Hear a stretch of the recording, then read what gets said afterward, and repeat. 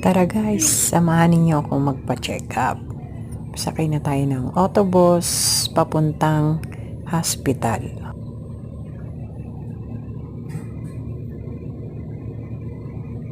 Medyo matagal lang ang biyahe dahil sa traffic at sa stopover.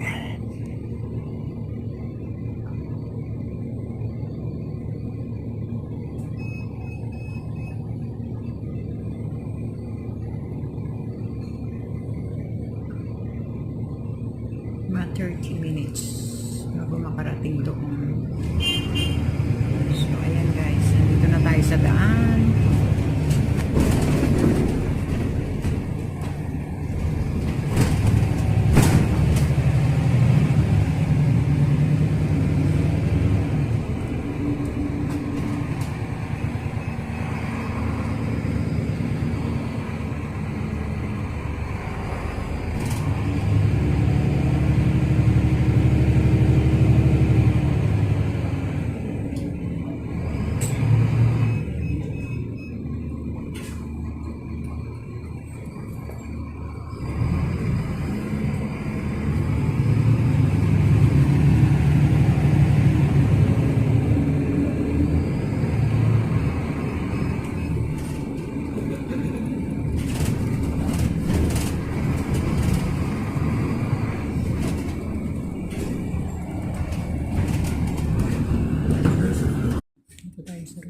Ayan, dito na tayo guys sa loob ng hospital at may number na tayo. Hinihintay nang natin na tawagin ako.